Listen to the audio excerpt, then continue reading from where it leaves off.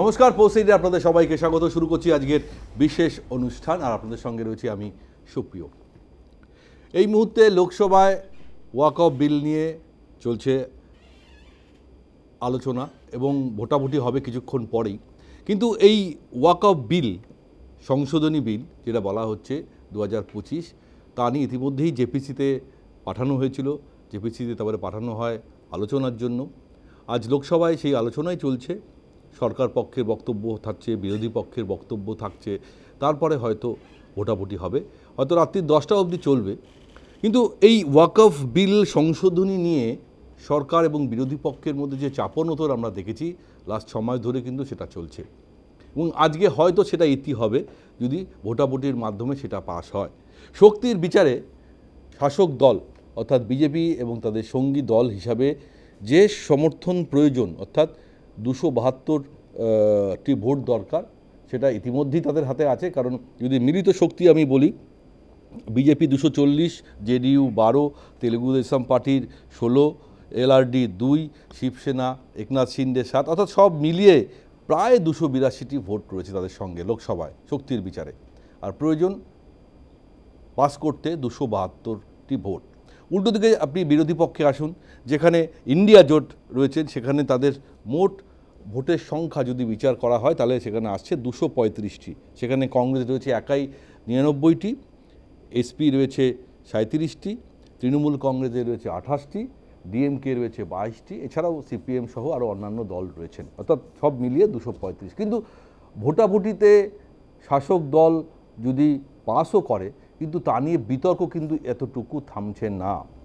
কারণ বিরোধীদের তরফ থেকে বলা হচ্ছে এটা অসাংবিধানিক এবং মুসলিমদের ধর্মীয় স্বাধীনতায় কোথাও যেন হস্তক্ষেপ করছে কেন্দ্রীয় সরকার।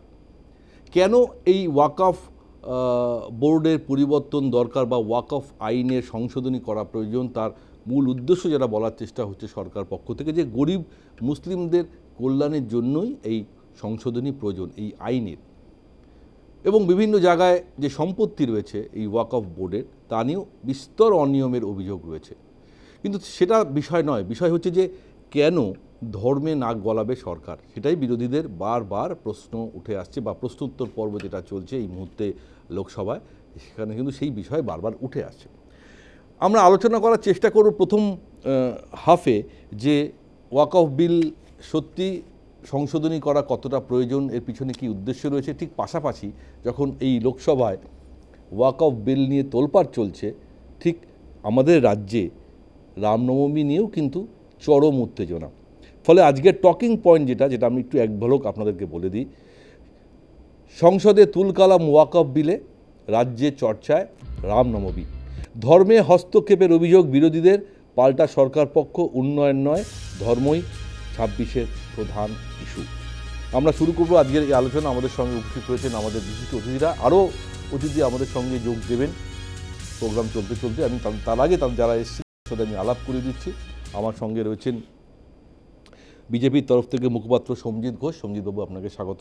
তৃণমূল কংগ্রেসের পক্ষ থেকে রয়েছেন কর্মী সমর্থক ভাস্কর সিনহা রায়। ভাস্করদা, আপনাকেও স্বাগত। আমাদের সঙ্গে রয়েছেন অনলাইনে social Democratic party of India অর্থাৎ SDPI এর স্টেট প্রেসিডেন্ট হাকিকুল ইসলাম। হাকিকুল সাহেব, আপনাকেও স্বাগত। আমি প্রথম প্রশ্নটা রাখবো হাকিকুল সাহেবের কাছে। আচ্ছা, আমার কাছে যে প্রশ্নটা, অবশ্যই যে সংশোধনী বিল আসছে ওয়াকআফের, অত ভোটাভুটিতে হয়তো পাসও হয়ে যাবে, কারণ শক্তির নিরিখে বিরোধীরা হয়তো এটা আটকাতে পারবে না। কিন্তু মুসলিম সমাজ কোথাও এটা মনে হচ্ছে যেন শঙ্কিত, এবং বারবার তারা বলার চেষ্টা করছে সেখানে ধর্মীয় স্বাধীনতা একটা হস্তক্ষেপের চেষ্টা হচ্ছে। যে নিয়ম এই ওয়াকআফ বোর্ডের মাধ্যমে তৈরি করা হয়েছে, যে আইনের মাধ্যমে তৈরি করা হয়েছে, সেই আইনটা এমনভাবে চেঞ্জ করা হচ্ছে যাতে পুরো সিস্টেমটা কোথাও না কোথাও হয়তো ভেঙে যেতে পারে। তাদের যে ক্ষমতা, সেই ক্ষমতায়নটা হয়তো পুরোপুরি চলে যাবে। সত্যি কি তাই? সরকার, কেন্দ্রীয় সরকারের যে প্রচেষ্টা, যে বলছেন যে গরিব মুসলিমদের জন্য, উন্নয়নের জন্যই এই বিলের সংশোধনী প্রয়োজন, আপনাদের কাছ থেকে তারই ব্যাখ্যা নেওয়ার চেষ্টা করব। হাকিকুল সাহেব।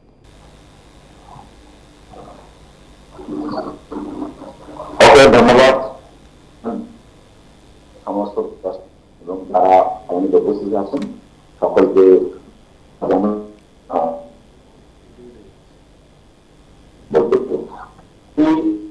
গরিব মুসলমানদের উন্নয়নের জন্য সরকার কাজ করতে চায়, তাহলে ওয়াকফ বিলের সংশোধন কি গরিব মুসলমানদের উন্নয়নের প্রধান হাতিয়ার? গরিব মুসলমানদের উন্নয়নের জন্য এর আগে সাচার কমিটি যে প্রস্তাব রেখেছিল সরকারের কাছে, কেন্দ্র সরকার এখনো পর্যন্ত সাচার কমিটির রিপোর্টকে বাস্তবায়ন কেন করেনি গরিব মানুষদের উন্নয়নের জন্য? সত্যি সত্যি যদি গরিব মানুষদের উন্নয়ন করতে হতো, তাহলে গরিব মুসলমান বাচ্চারা যারা পড়াশোনা করে তাদের স্কলারশিপটা কেন কেড়ে নেওয়া হয়েছে? যারা দুমুঠো দুবেলা খেতে পায় না, কিন্তু বাচ্চাটাকে স্কুলে পাঠানো হয়, স্কুলে পাঠাচ্ছিল, প্রাইমারি স্কুলে যাচ্ছিল, তাহলে কেন প্রাইমারি লেভেলে যে স্কলারশিপ দেওয়া হতো বাচ্চাদের, সেটা কেন সরকার কেড়ে নিল?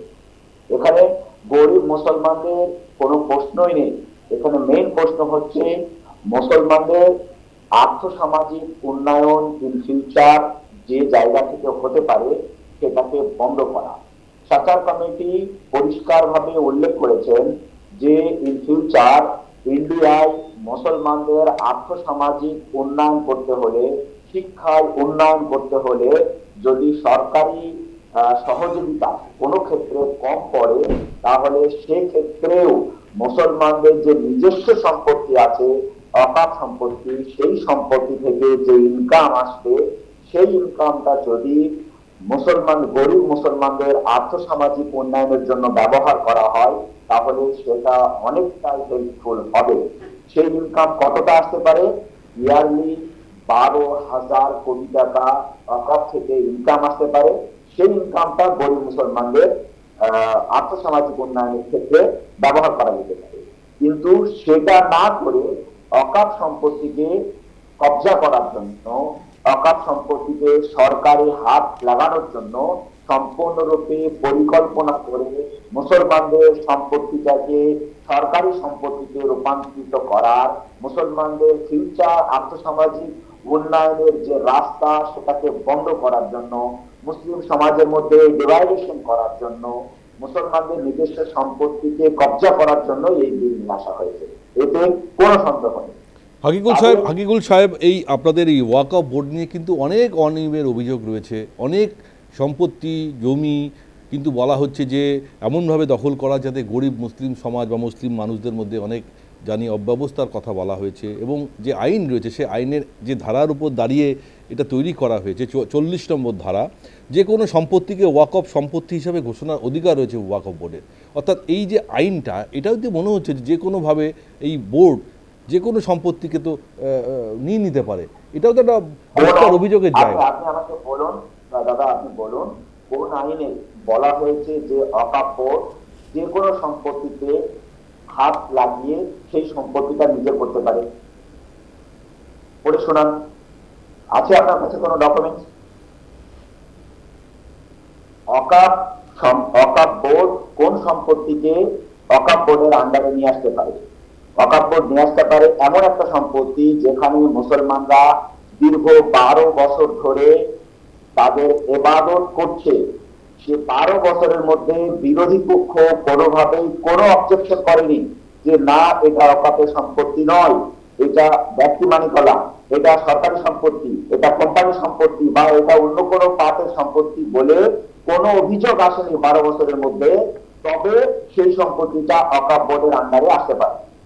আপনারা এটাকে ভুলভাবে বলছেন যে ওয়াকফ বোর্ড যেটাকে হাত রাখবে সেটা ওয়াকফ বোর্ডের হয়ে যাবে। নিউজ টাইমের স্টুডিওকে যদি ওয়াকফ বোর্ড এখন বলে যে এটা ওয়াকফের সম্পত্তি, তাহলে কি নিউজ টাইমের স্টুডিও ওয়াকফের সম্পত্তি হয়ে যাবে? বলুন। ঠিক ঠিক। ভুল প্রচার করা হচ্ছে, তা ভুল প্রচার করা হচ্ছে, ভুল প্রচার করা হচ্ছে ওয়াকফ বোর্ড সম্পর্কে। বেশ, এটা হতে পারে দেশের কোন আইন এটা দিতে পারে?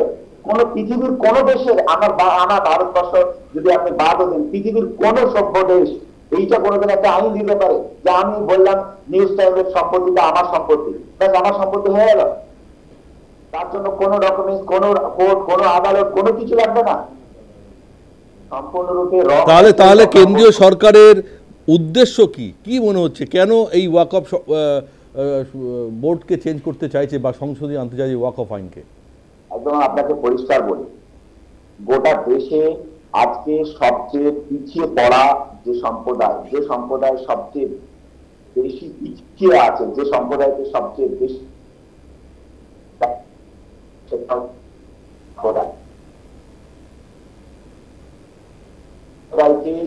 আসতে হয়,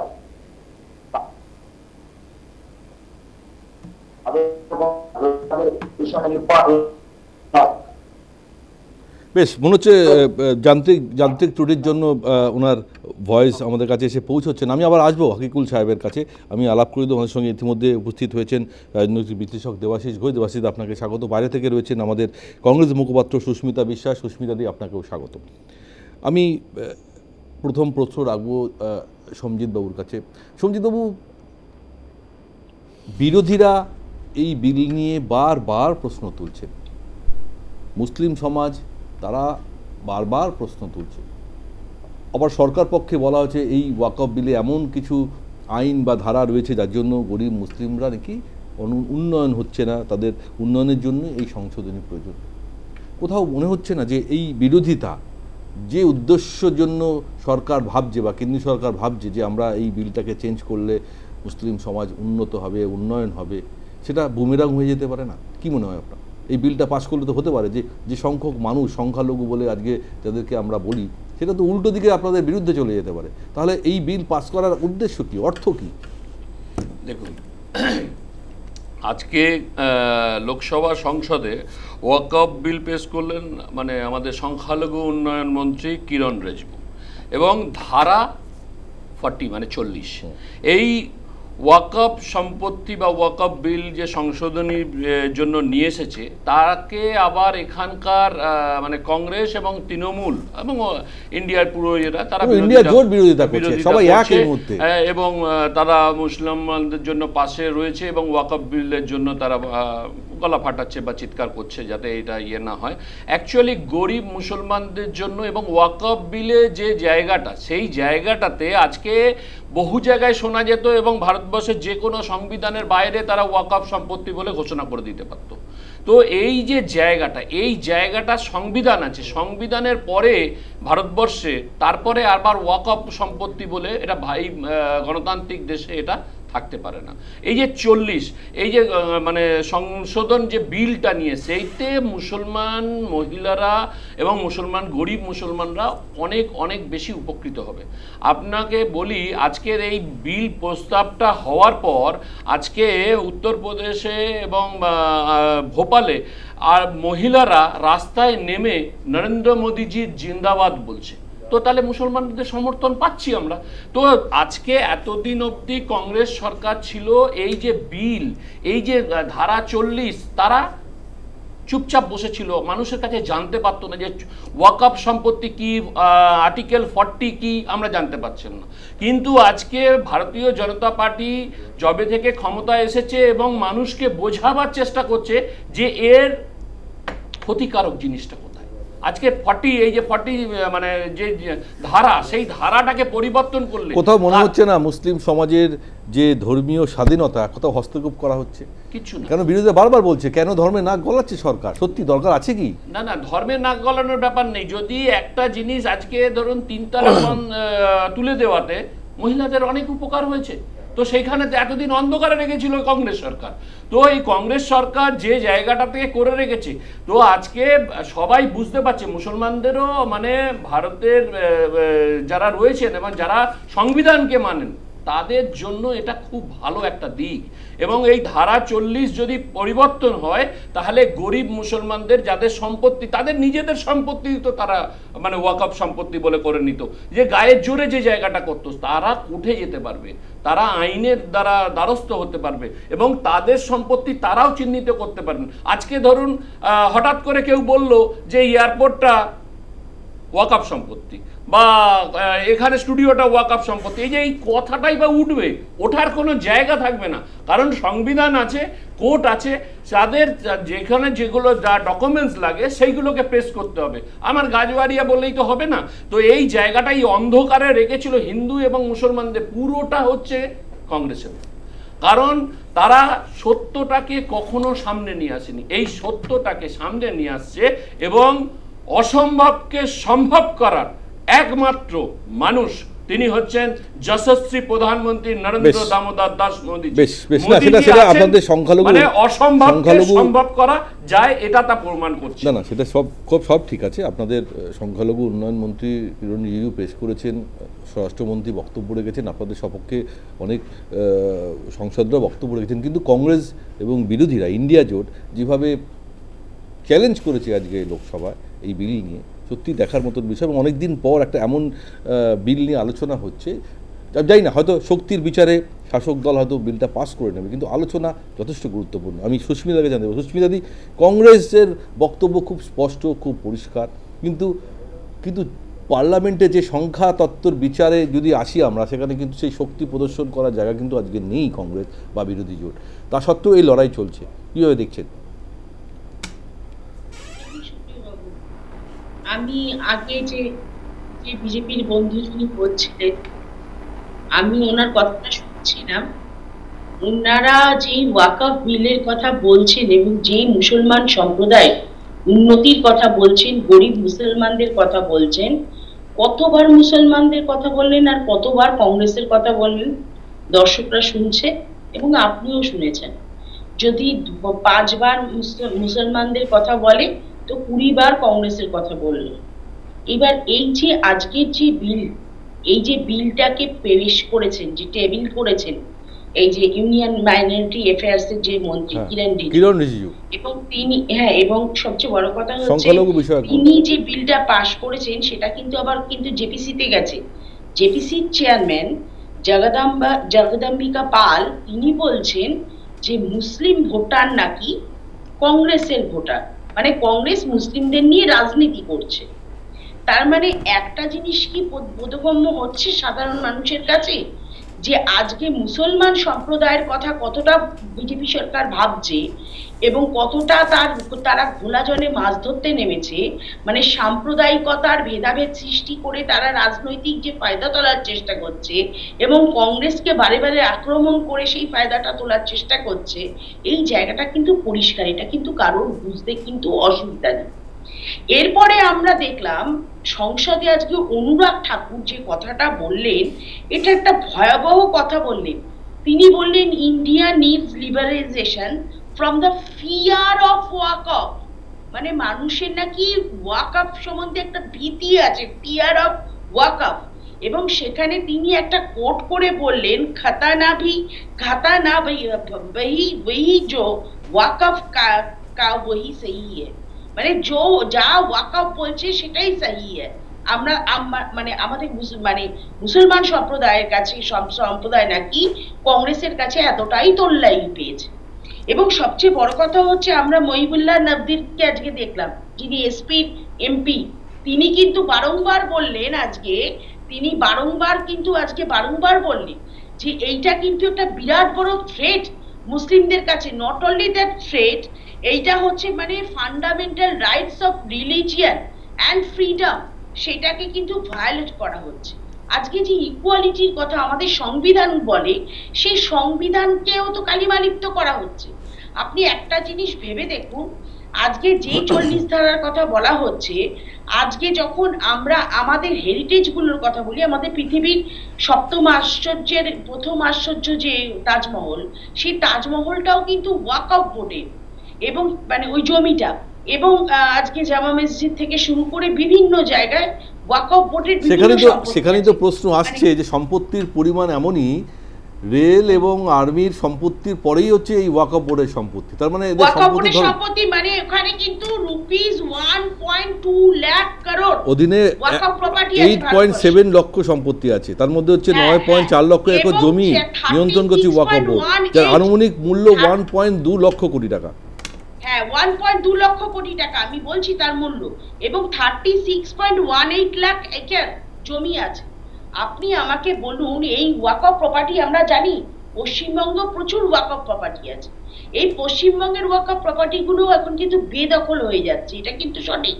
এই জায়গাটা কোনো অস্বীকার করার জায়গা নেই, কারণ আমরা দেখছি সেখানেও দুষ্কৃতি রাজ চলছে, সেখানেও আজকে তবে এই ওয়াকফ বোর্ডের সদস্য পদ কারা থাকবে সেটা নিয়েও একটা গঠনতন্ত্র তৈরি হয়েছে, যেখানে বলা হচ্ছে সেখানে সামনে রাখা হচ্ছে অমুসলিম সদস্যদেরও ঢোকানোর কথা বলা হয়েছে। অবশ্যই এই জায়গাটাই আমি আসছি।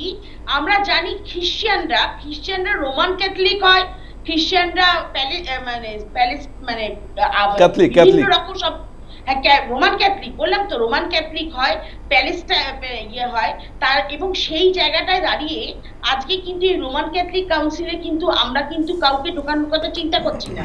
আমরা কিন্তু আমাদের যে হিন্দু সমাজে, আমাদের সনাতনী হিন্দু ধর্মের যে সমস্ত আজকে সমস্ত ট্রাস্টি বোর্ডগুলো রয়েছে, সেই ট্রাস্টি বোর্ডগুলোতে কি আমরা আমার বিভিন্ন সম্প্রদায়ের মানুষকে ঢোকানোর চেষ্টা করছি না? তাহলে ওয়াই শুধু অনলি ফর ওয়াকফ বোর্ডের জন্য? বেশ, না বিতর্ক তো আছে, বিতর্ক আছে। আমি আসবো আবার। আমি বারে এটা মেনশন করতে চাইছি, মহিলাদের নিয়ে বিজেপি একটা বড় গিমিক খেলতে যাচ্ছে, এবং তাই জন্য এই ট্রাস্টি বোর্ডে এই যে আমরা কিন্তু একটা জিনিস জানবেন, এই ওয়াকফ বোর্ড কিন্তু কোন জমি সেটা এসপি নির্ধারিত করে দেবে কিংবা তাদের পদাধিকারীরা নির্ধারিত করে দেবে, শুধু তার উপর নির্ভর করে না। সেন্ট্রাল ওয়াকফ বোর্ড কাউন্সিল আছে, সেই কাউন্সিল নির্ধারণ করে, এবং এইটা এতদিন ট্রাইব্যুনালে যেত। আমি পরে বলছি, আরো লোক হয়তো বলবে, আমি এই ট্রাইব্যুনালের কথা পরে আসছি। বেশ ভাস্কর দা, সত্যি কি সংখ্যালঘুদের অধিকার খর্ব করা হচ্ছে? যে বারবার এই কথা আজকে পার্লামেন্টে বলেছে, বিরোধী সংসদরা বলেছে, বিশেষ করে আপনাদের দলের সাংসদরা, কল্যাণ বন্দ্যোপাধ্যায় তিনিও এই কথা বলেছেন। আপনারা তো লড়াই করেন সবসময় বিভিন্ন ইস্যুতে, কিন্তু এই ইস্যুতে আমরা দেখছি আবার ইন্ডিয়া জোট এক, এখানে কিন্তু সবাই একসঙ্গে লড়াই করছে।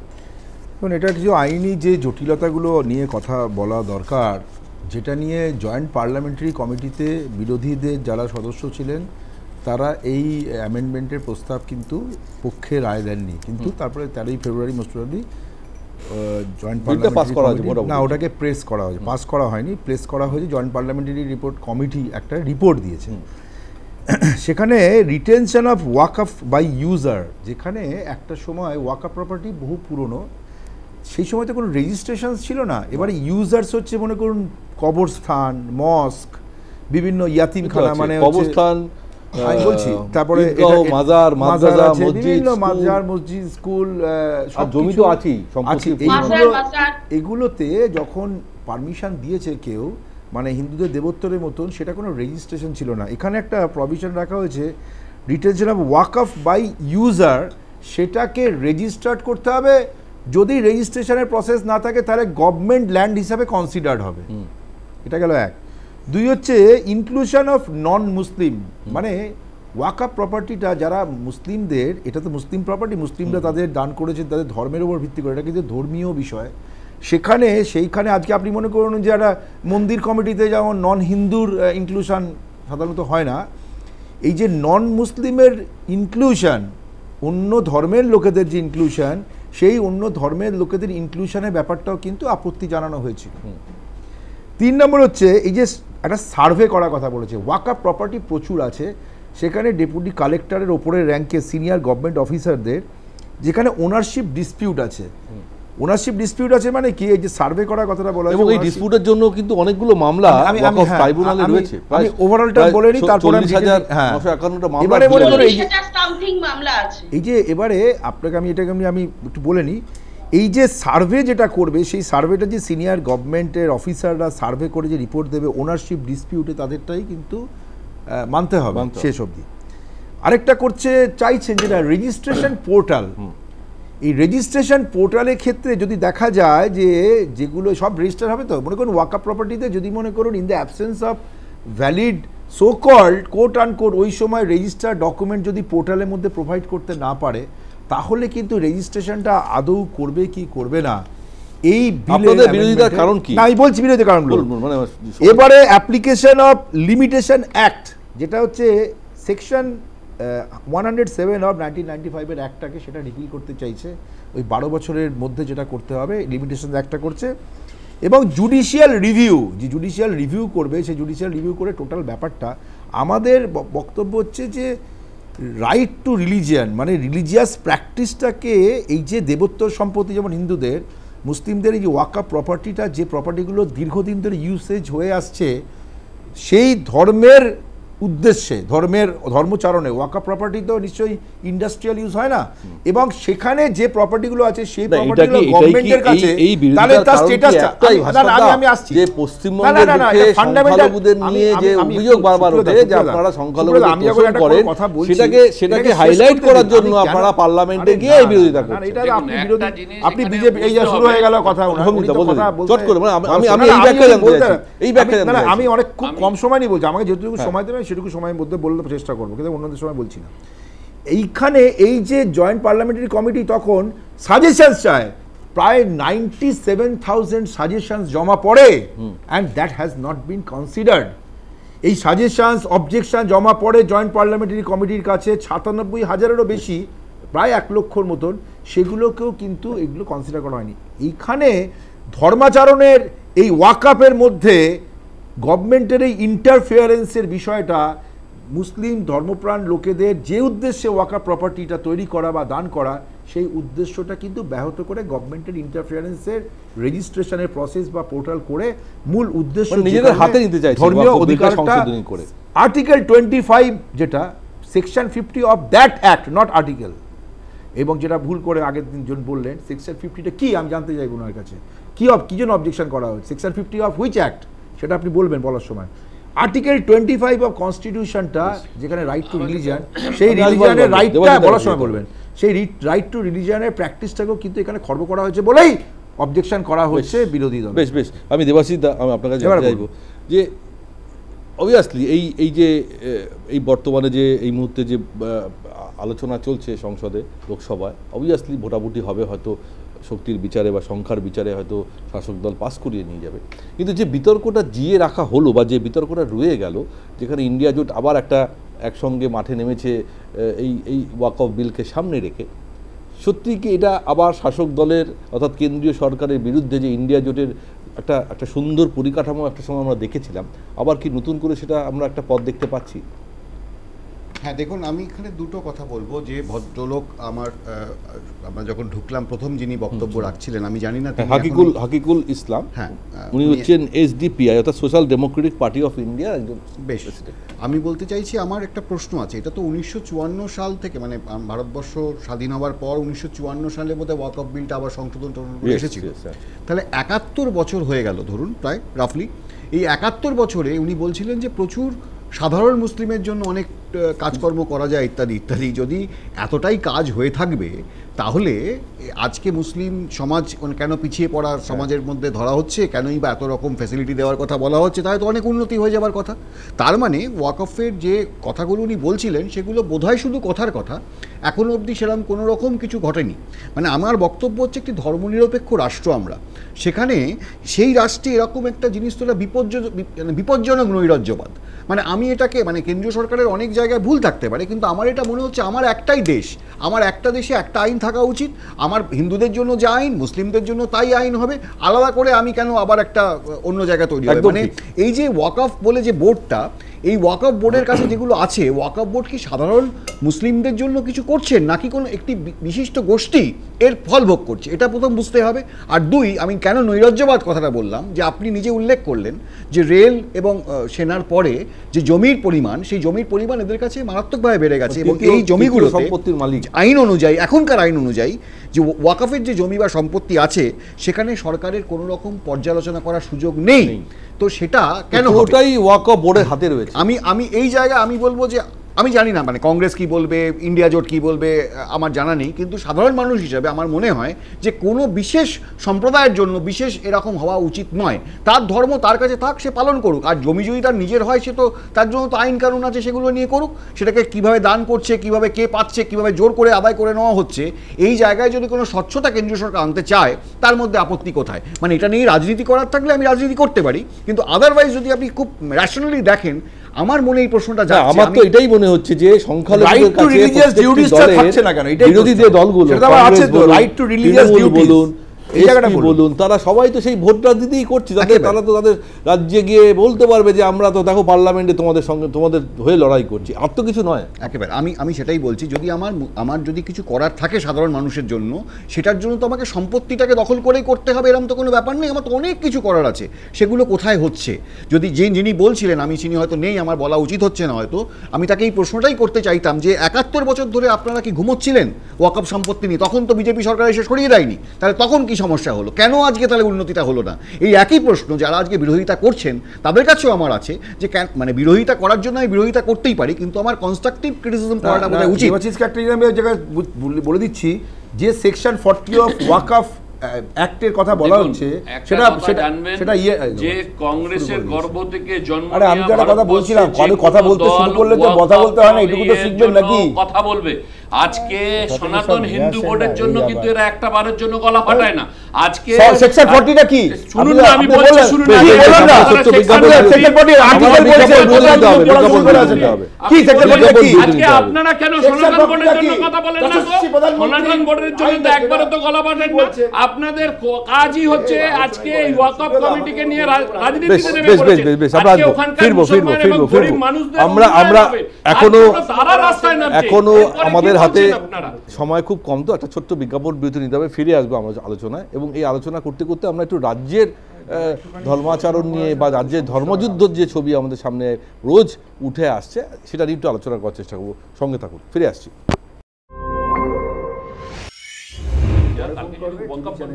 আমরা ফিরে এলাম ব্রেকের পর। আমরা আলোচনা করছিলাম ওয়াকফ বিলের সংশোধনী আলোচনা নিয়ে, এবং সেখানে এখনও এই মুহূর্তে পার্লামেন্টে চলছে আলোচনা পর্ব, হয়তো এরপরে ভোটাভুটি হবে। কিন্তু এর মধ্যেই আমাদের এই বঙ্গ রাজনীতির এই মুহূর্তে যে ধর্মীয় মেরুকরণ বা বিভাজনের রাজনীতি চলছে, সেইখান থেকেও আমাদের আলোচনাটা একটু এগিয়ে নিয়ে যেতে হবে। কারণ সংখ্যালঘু, সংখ্যাগুরু, হিন্দু, মুসলিম, মন্দির, মসজিদ, এই বিষয়টাই কিন্তু এখন আমাদের এই বাংলা রাজনীতিতে ঘোরাফেরা করছে। এবং আজও আমরা জানি যে এই রামনবমীকে ঘিরে একটা ধর্মযুদ্ধ ইতিমধ্যে শুরু হয়ে গিয়েছে, এবং মমতা বন্দ্যোপাধ্যায় আজ আবারও সেদিনকে ঈদের অনুষ্ঠানে মেয়র থেকে যিনি যেভাবে সংখ্যালঘুদের জন্য বার্তা দিয়েছেন, পাশাপাশি বিজেপিকে নিশানা করেছেন, ঠিক আজও একই রকমভাবে তিনি কথা বলেছেন, অর্থাৎ বিজেপিকে সরাসরি আক্রমণ করেছেন।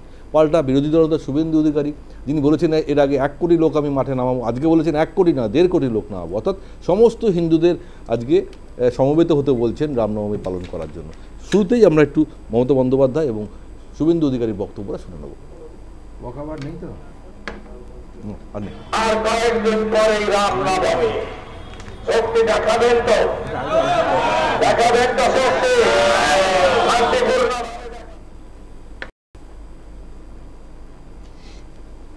আমরা শুনছিলাম টেকনিক্যাল কোনো কারণে হয়তো মমতা বন্দ্যোপাধ্যায় বা শুভেন্দু অধিকারীর বক্তব্যটা আমরা শুনতে পাচ্ছি না। তবে যে আলোচনা আমরা করছি বা আমরা যে আলোচনা করব, আমি শুরুতেই দেবাশিসের কাছে জানতে পারবো। দেবাশিসদা, সেই যে ধর্মযুদ্ধ যে একটা পর্ব এই মুহূর্তে শুরু হয়েছে না, রামনবমীকে সামনে রেখে, সেই উত্তাপ কিন্তু এখন অন্য উচ্চতায় চলে গেছে। এখন আমরা দেখছি রেগুলার কিছু না কিছু বিষয় নিয়ে ঘুরে ফিরে সেই হিন্দু মুসলিম বা সংখ্যালঘু সংখ্যাগুরু সনাতনী হিন্দু মুসলিমদের মধ্যে একটা আবেগ নিয়ে লড়াই বা উস্কানি, ধর্মীয় উস্কানি কিন্তু চলে আসছে। কারণ মমতা বন্দ্যোপাধ্যায় সরাসরি পরিষ্কার বলে দিয়েছেন যে দাঙ্গা লাগানোর চেষ্টা করবেন না, এটা একটা এমন ইস্যু আপনারা সামনে আনছেন, সুতরাং সবাই সাবধান হবেন। যদি আমাদের পিসিআরকে বলবো যে মমতা বন্দ্যোপাধ্যায়ের বাইকটা শোনানো যায়।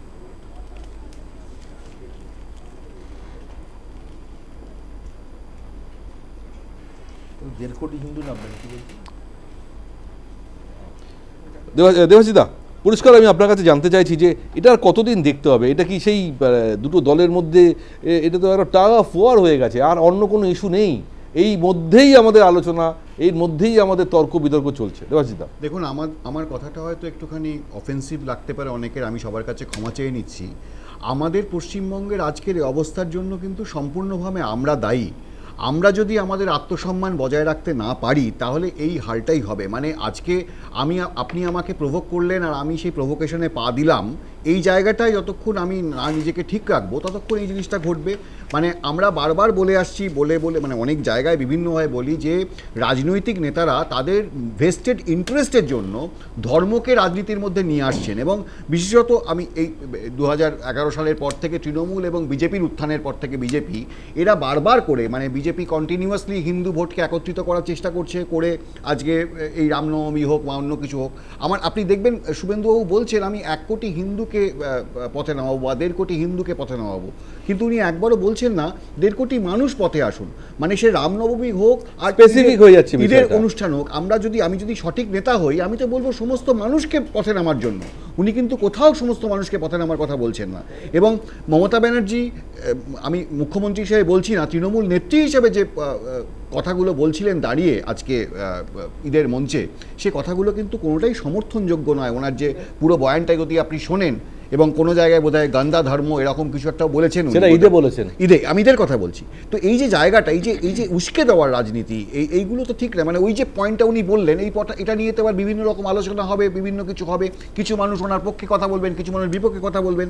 আসলে কি হচ্ছে, আসলে বারবার যেটা তৃণমূল সরকার এখানে করছে, এবং আমি বলতে বাধ্য হচ্ছি বিজেপির কেন্দ্রীয় সরকার হয়তো চাইছে তৃণমূল এগুলো করুক এবং এরা এখানে থাকুক, তার ফলে তৃণমূলের যে দুর্নীতি বারবার যেটা চোখের সামনে আসার কথা, সেটা না এসে এই যে এখন তো কোনো আলোচনাই হয় না, ধর্মের আবরণে এই জিনিসটা হচ্ছে। এবং আমার যেটা আশঙ্কা, বা আমি যেটা চাই, আমার আশঙ্কা কোনোদিন সত্যি না হোক, যে এই যে জিনিসটা হচ্ছে আজকে রামনবমী নিয়ে, এখান থেকে যদি 1জন বা 2জন মানুষের মৃত্যু হয়, তাহলে কিন্তু জিনিসটা অন্য রকম হয়ে যাবে। আমি আসবো দেবাশিস, মানে বারবার মমতা বন্দ্যোপাধ্যায় বলার চেষ্টা করছে দাঙ্গা করবেন না, প্ররোচনায় পা দেবেন না। আমি একটু বলি, একটা কথা বলি, এই যে কথাগুলো বলছেন আমি মনে করিয়ে দিই, বুদ্ধদেব ভট্টাচার্য এক সময় বলেছিলেন যখন বাবরি মসজিদ ধ্বংস হয়, তখন উনি বলেছিলেন যে পশ্চিমবঙ্গে এরকম করতে চাইলে মাথা ভেঙে দেবো, এবং উনি সেটা রেখেছিলেন। সেই সময় বিজেপির উত্থান হয়নি এইভাবে।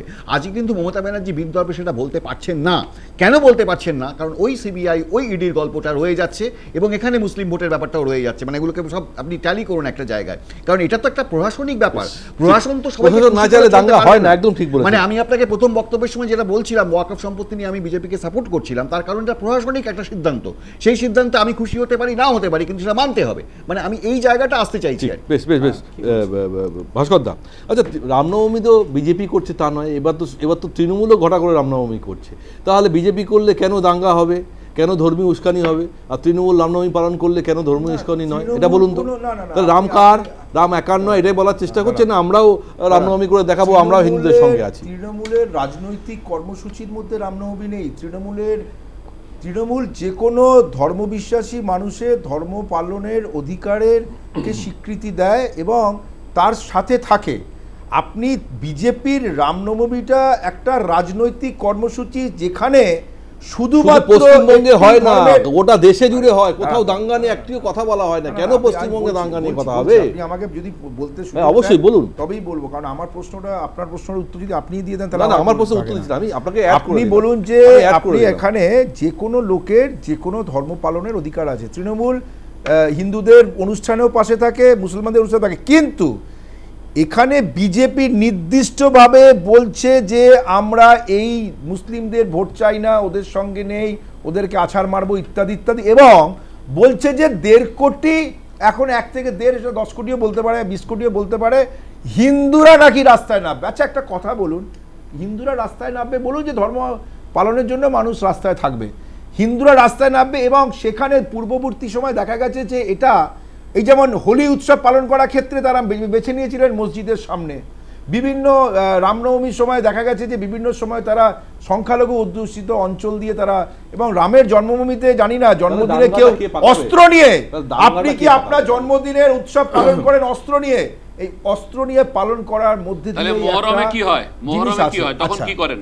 আমি আপনার প্রশ্ন, না না, আপনি এই যে বলে যাচ্ছেন, জানেন না তো কিছু, না না, মুহররমের সঙ্গে মুহররমটা এরকম জানেন হয় না, উনি জানেন না আসলে। দেখুন এটা না জানা বিজেপি লোকেরা যুক্ত, এটা শিয়াদের ব্যাপার। এবারে রামনবমীতে রামের জন্ম, আরে বাবা, আচ্ছা আরে উনি আপনার সঙ্গে আপনার কথার উত্তর আমি দেবো, আমি গরুদের কথার উত্তর দিই না, গোয়ালে গরুদের, আপনি নিশ্চিতভাবে গরু, মাথার মস্তিষ্কে গরু গোবর পড়ে, আপনি আমার কথা বললে আমি বলবো। এবারে রামনবমী, বেশ বেশ বেশ, বলুন। আমি যদি এরা বিরক্ত করেন আমার ডাকবেন না, তাহলে আমরা সঙ্গে প্রোগ্রাম রাখবেন, আমি বসবো ওনার সঙ্গে। কিন্তু আপনার আমি ওনার গলা সবরদা বলতে দেবো না, তাহলে এটা মাথায় রাখবেন। বলুন বলুন, আমার সময় নেই, বিজ্ঞাপন বলে দিতে হবে, বলুন। এবারে রামনবমীর অনুষ্ঠান যখন হয় সেখানে যে কেউ পালন করতে পারে, কিন্তু বিজেপি সংগঠিতভাবে তাদের নেতারা সংগঠিতভাবে অস্ত্র নিয়ে সংখ্যালঘু অঞ্চল দিয়ে তারা ওখানে উদ্দেশ্য প্রণোদিতভাবে উস্কানিমূলক বক্তব্য দিয়ে তারা প্রতিবার এটা পালন করে ধর্মীয় একটা বিবাদ লাগাতে চায়। সেখানে তৃণমূল বলেছে যে আমরা রাস্তায় থাকব, আমরা মানুষের সঙ্গে থাকব, যাতে এই বিভেদটা তারা করতে না পারে। রাজনৈতিক কর্মসূচি কখনোই একটা ধর্মীয় কর্মসূচি হতে পারে না, যেটা বিজেপি করছে, এই কথাটাই বলা আছে। আমি বক্তব্য নিলাম, আমি সঞ্জিতের বক্তব্য নেবো, সুস্মিতাদের বক্তব্য নেবো, তার আগে ছোট্ট একটা বিজ্ঞাপন বিরতি নেবো, আমরা ফিরে আসছি, সঙ্গে থাকুন। ফিরে এলাম বিজ্ঞাপন বিরতির পর। আমাদের স্টুডিও এখন এই যে বাক্য বিনিময় চললো রীতিমতো উত্তপ্ত হয়ে গেছে। আমি চেষ্টা করছিলাম একটু ঠান্ডা করা, সাইলেন্ট করা। অবশ্যই ভাস্করদার বক্তব্য রেখেছে, আমি সঞ্জিতবাবুকে জানি। সঞ্জিতবাবু, আমি জানি না যে কোনো কারণেই হয়, বঙ্গ রাজনীতিতে এখন একটা এমন আমরা কালচার দেখতে পাচ্ছি যে ধর্মের বাইরে আর কোনো শব্দ চয়ন আমরা ব্যবহার করতে পারছি না। আচ্ছা, রামনবমী তো গোটা ভারতবর্ষ জুড়ে হবে, পশ্চিমবঙ্গেও হবে, এবং লাস্ট 2-3 বছর ধরে আমরা দেখছি। কিন্তু এই যে মুখ্যমন্ত্রী বারবার যেটা বলছেন দাঙ্গা হবে, তার মানে কোথাও তারা আশঙ্কা করছেন যে মিছিল হবে, অস্ত্র নিয়ে মিছিল হবে, যাই হোক, সেখানে কি সত্যি দাঙ্গা হওয়ার মতন পরিস্থিতি আছে? কেন হচ্ছে জানেন তো? এই যে গরম গরম বক্তব্য যে আপনাদের নেতারা দিচ্ছেন বিভিন্ন সময় বিভিন্নভাবে, তারই কিন্তু রিয়াকশান এটা। ফলে যদি না বলতেন রামনবমী পুলিশ পারমিশন নেওয়া হবে, পুলিশ পারমিশন দিয়ে হবে, সুস্থভাবেই হতো, তাহলে এত উত্তাপ তো ছড়াতো না। সঞ্জিতবাবু, দেখুন, আমরা যদি হিন্দু হিন্দু ভাই ভাই হিন্দুত্বের ঐক্য চাই এই কথা বলি, এতে কি এমন গরম গরম কথা? আমি যদি বলি যে হিন্দুরা মাঠে নামবে, কেউ বলছে যে মানুষ মাঠে নামবে, মানুষের সাথে কি এসে গেল? আমি স্পেসিফিক যদি বলি হিন্দু মাঠে নামছে, হিন্দুরা যদি মাঠে নামছে, তো হিন্দুরা নামছে, তাতে অসুবিধা কোথায়? হিন্দুরা তাদের শাস্ত্র, তারা ধর্মচারণের জন্য নামবে, রামনবমী রামের পুজো করবে, আজকে রামের পুজো করছে, অসুবিধা কোথায়? ঈদের নামাজের ইয়েতে গিয়ে মুখ্যমন্ত্রী যদি বলে যে গঙ্গা ধর্ম, তাহলে সেই গঙ্গা ধর্মের কথা বলার পর সেই হলো বদলে যদি কেউ বলে, তার মানে তাকে বোঝা যাচ্ছে যে তারা কতটা সেকুলার এবং নিজের ধর্মকে তারা ধর্মাচরণ করতে পারে না। আপনি যতই চিৎকার করুন, আমার গলাকে আপনি আটকাতে পারবেন। আচ্ছা বলুন, আচ্ছা রামনবমী, মাননীয় মুখ্যমন্ত্রী আমাকে বলুন, সঞ্জিতবাবু বলুন, আজকে রামনবমীতে 1 কোটি বা 1.5 কোটি, আচ্ছা আমাকে বলুন, কেন হিন্দু ধর্ম গঙ্গা ধর্ম, কেন হিন্দু ধর্ম গঙ্গা? আচ্ছা বেশ, আমার প্রশ্নটাই তো শোনা যাচ্ছে না, আমাকে থামাতে বাধ্য হচ্ছি। সুস্মিতাদি বাইরে থেকে রয়েছেন। সুস্মিতাদি, এই মুহূর্তে বর্তমান পরিস্থিতিতে আমাদের স্টুডিও কিরকম উত্তপ্ত হয়ে উঠছে বুঝতেই পাচ্ছেন। আর এই নেতাদের এই গরম গরম বক্তৃতা যখন এই ধর্মীয় লোকদের সামনে প্রচারিত হবে, বা তারা যখন এটা নিয়ে মাঠে নামবে, তখন তো শুধু মুখে কথা হবে না, আরও অন্য কিছুও হতে পারে। এবং দেবাশিসদাও কিছুটা বললো যে এটা এমন আকার একটা সময় নিতে পারে না, যে কোনো দিন স্ফুলিঙ্গ, মানে একটা আগুন, মানে ওই বারুদের একটা রেস্তায় কাটিয়ে ফেলার মতন পরিস্থিতি বাংলায়। এই বঙ্গরাজনীতিতে আমরা কিন্তু এরকম ধর্মযুদ্ধ কখনো দেখিনি। সুস্মিতাদি, দেখুন, আমি বলবো আজকের যে পরিস্থিতি না, এই পরিস্থিতি পশ্চিমবঙ্গে একটা জয়েন্ট ভেঞ্চার বলা যায়, তৃণমূল এবং বিজেপি।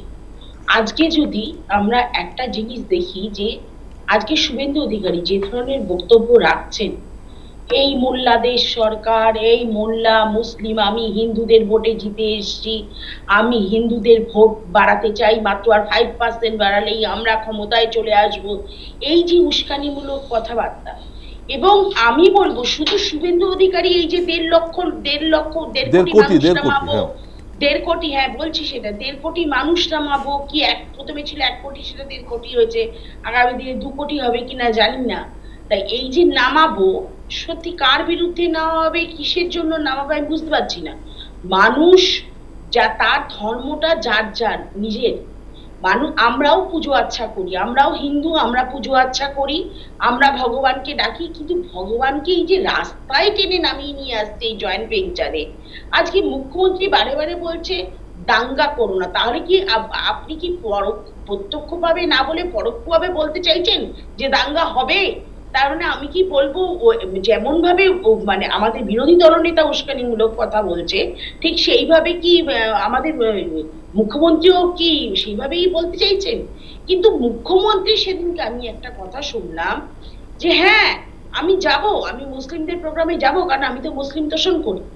তাহলে সুতরাং তিনি যে কথাগুলো বলছেন, তিনি তার পদে বসে এই জায়গায় এই কথাগুলো, আপনি আমাকে বলুন তো আজকে যদি ঈদের মঞ্চে তো এটা বলেছে যে আপনাদের জন্য দিদি আছে, অভিষেক আছে, সরকার আছে পাশে, ঈদের মঞ্চে তো কথা বলেছে।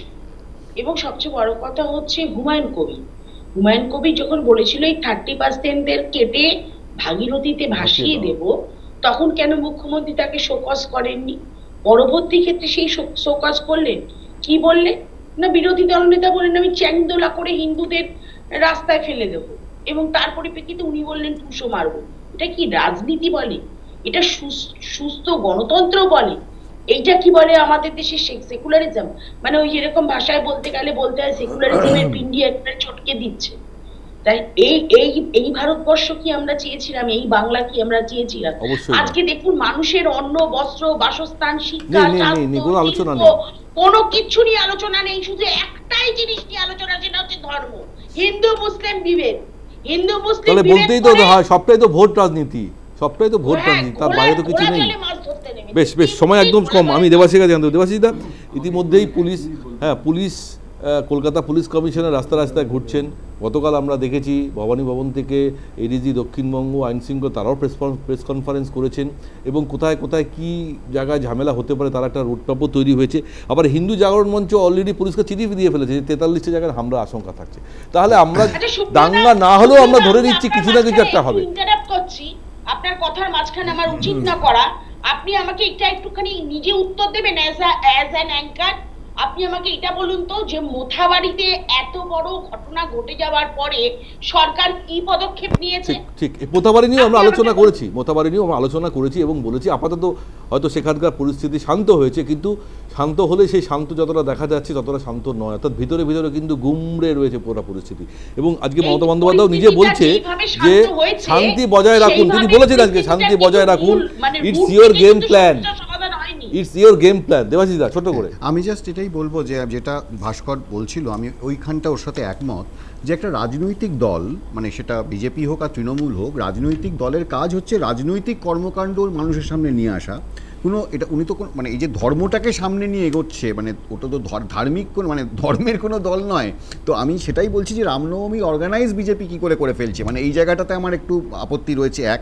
আর দুই হচ্ছে যে বিরোধিতা কাকে বলে, মানে আজকে মমতা ব্যানার্জিকে আমরা অনেক সমালোচনা করি, কিন্তু বামফ্রন্টের সময় মমতা ব্যানার্জি যে বিরোধিতা দেখিয়েছিলেন, আজকে তৃণমূল সরকারের যে পয়েন্টগুলো চোখের সামনে ভাসছে, দুর্নীতি ইত্যাদি নিয়ে প্রচুর দুর্নীতি, আজকে যদি মমতা ব্যানার্জির মতো কেউ বিরোধী জায়গায় থাকতো তাহলে তো আজকে কত কি হয়ে যেত। সেই বিরোধিতাটা যে বিরোধীরা করতে পারছে না, এটা কিন্তু একটা খুব বড় দুর্বলতার জায়গা।